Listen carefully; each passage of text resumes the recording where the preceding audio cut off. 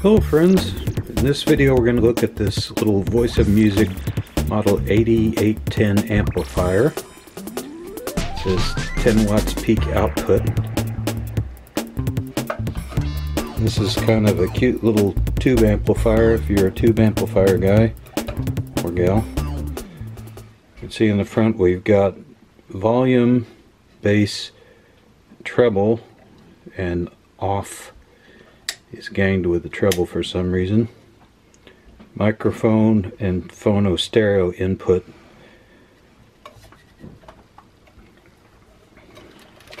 On the back we've got two speaker outputs. This is for a little 2-pin plug-in speaker, and this is a conventional phono jack. This cable came with it, which we'll set aside. This was originally sold as part of a Voice of Music accessory that went with a stereo tape recorder. I happen to know a little bit about this because we had one of those tape recorders when I was a kid, and I've still got it somewhere. The tape recorder recorded and played in stereo, but it only had one audio output channel. So you were encouraged to buy this extra box that was the same size, had a storage compartment, and this little amplifier and a speaker in it. So this is just the amplifier. I bought this in an estate sale about a month ago for $5. I bought it on the first day at full price because it was a good price at that. The tube complement on this is 12AX7 as the preamplifier tube, 6X4 is the rectifier, and 6V6 is the output tube.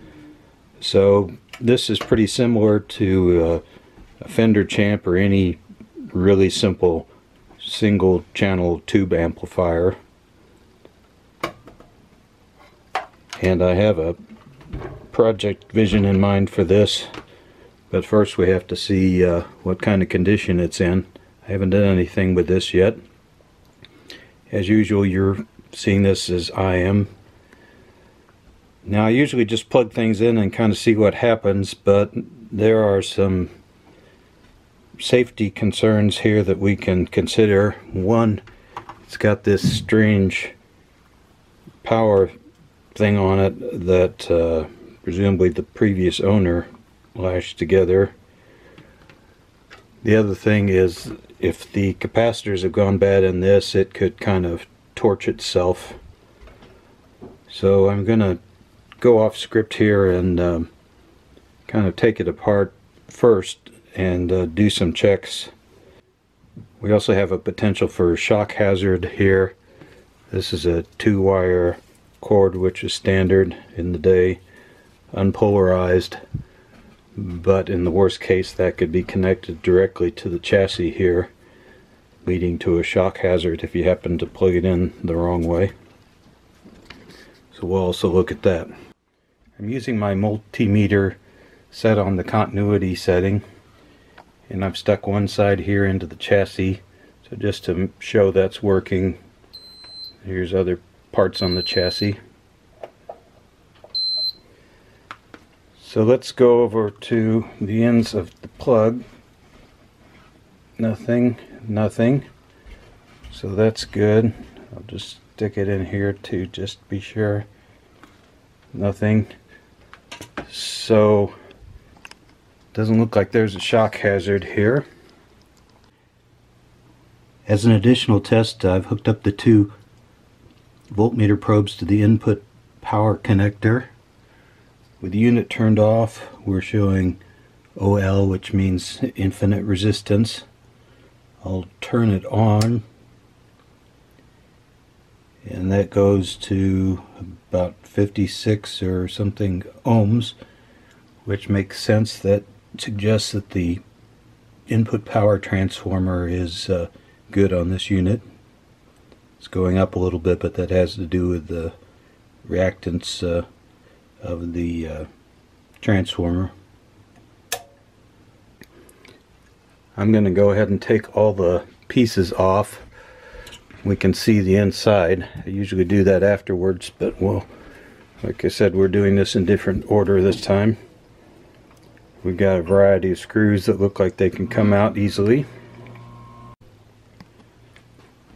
This unit has been unpowered for at least a month, so I'm not worried about a shock hazard inside it.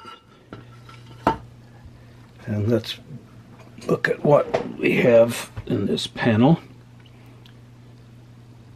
So there's a few things to see right away. We've got the tube connectors for the 3 tubes. This is actually a capacitor. We've got some filtering resistors and jacks, and this must be the output transformer. Tube amplifiers always have an output transformer because they're high voltage, low current devices, the tubes, and then they need to match to an 8 ohm system, which is kind of a low voltage, high current type device. And also for safety reasons, we can kind of separate that across this wall here.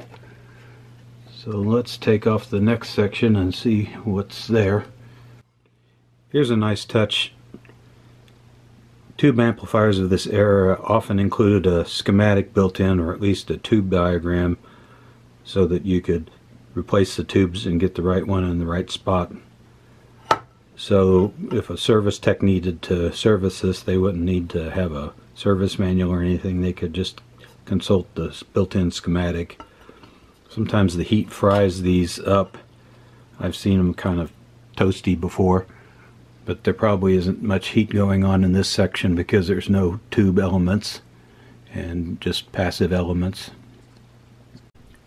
Just at a visual level, everything here looks good. We don't have any obvious leaking capacitors or anything. This kind of stuff on the outside is typical of new items from this era. So that's a good sign. Notice also that there's a lot of ventilation here on both sides. You can see clear through it. It's always important for tube amplifiers to have ventilation for cooling of the tubes. They get pretty hot, and they can work fine in a kind of a convective cooling passive like this with no fan, but if it's a small amplifier like this one is, but you know, if these are blocked up, then the thing's going to definitely heat itself, and the life of the tubes is related to how much heat they kind of experience over their lifetime. I'm not quite sure what the next step is on taking this apart. There's these 2 screws for the grill on each side, but it looks like the concept here is to remove these screws and pull the whole thing out as a unit with the knobs taken off. So we'll do that next. Pulled 2 of the knobs off, started working on the third. It's really stuck on here, and I realized that I kind of had the wrong idea anyway, which is that for tube amplifiers you need to be able to replace the tubes at a consumer level. The old thing was to pull the tubes out of something, take it up to the corner drugstore, and then use their tube tester and buy new tubes there. So I realized that the kind of the consumer use here was to pull these screens off and then replace the tubes if needed, and that the larger disassembly I was thinking of doesn't make sense from sort of an everyday use consumer standpoint. Another issue for the consumer is if you had high voltage stored in the filtering cap, this could be a danger. This has been off for so long that I'm not worried about it here, but could be a danger to the average consumer who didn't know that. So basically you would never take the bottom part off unless you were actually servicing that part as a repair technician. Here we can see the tubes. We've got the 6V6 power output tube, 6x4 rectifier, power transformer, main filtering capacitor. These CAN capacitors usually run at high voltage and sometimes have 2 or 3 different separate capacitors in them. On this side, I would know that we have the 12AX7 preamplifier tube here.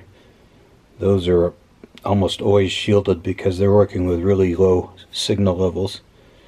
And these shields can unscrew in kind of a bayonet fashion, revealing the tube underneath.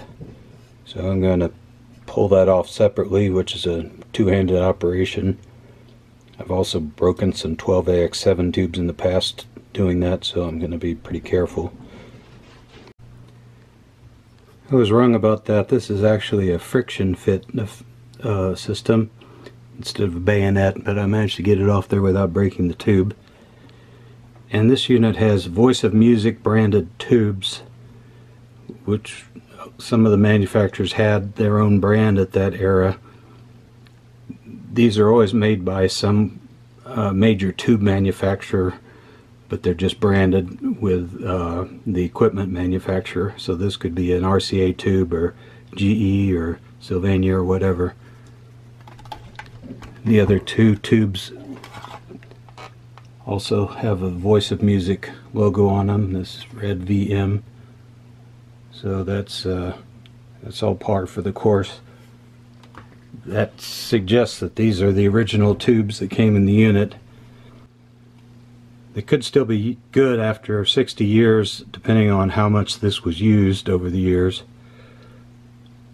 Basically, tubes burn out as a function of heat and how much you use them, sort of a cumulative heat, so to speak. So these could potentially be good tubes. I think we're about at the stage where we can consider at least powering this up and seeing what happens. I'm going to put the bottom on it again to eliminate any possibility of a shock hazard, because when this CAN capacitor gets charged up, it can retain a hazardous voltage at that point. I haven't proven out this cord yet, but I went ahead and hooked that up to a speaker that I know is good in the usable sense. It's not a great speaker, but I should read about 5 ohms through this. Okay, it's a little higher, but anyway, this is nominally an 8 ohm speaker, so any value less than 8 makes sense. So that tells me our cord's okay. Now let's look at our test setup here. This is kind of complicated to follow, but we've got the wall outlet here. This is an isolation transformer with a power switch that I built in one of my earliest videos. Got just an ordinary power strip here with a watt meter. This is a current limiter. Basically, if we have a lot of current that's drawn in here due to some short, then this light bulb will light up. Otherwise, it will glow dimly or maybe not at all. And I've got this hooked in here. So, really just plug that in.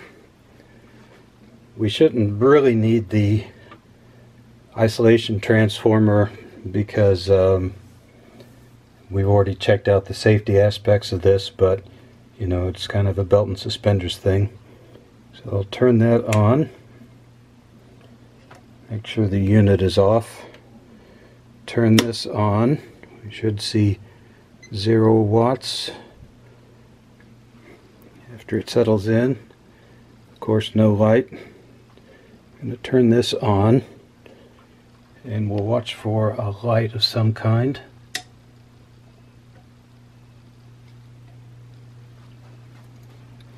Okay, no light, that's good. Drawing about 12 watts now.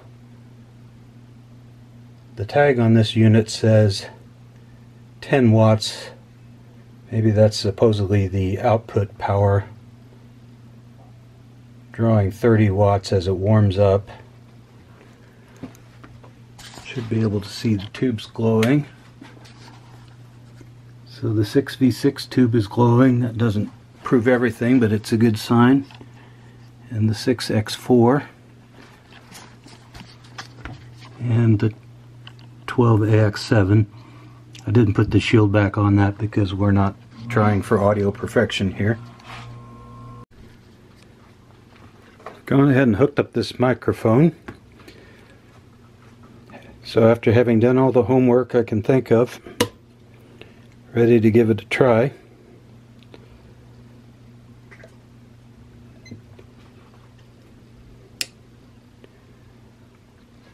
We're at minimum volume here.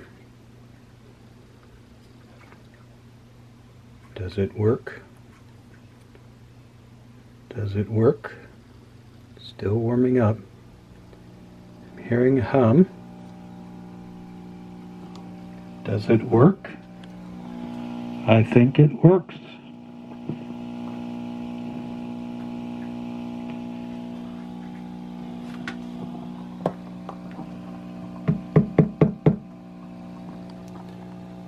Would you folks at home enjoy some feedback?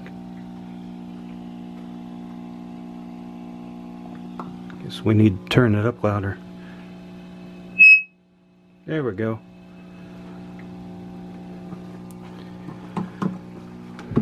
Okay. Turn it off now.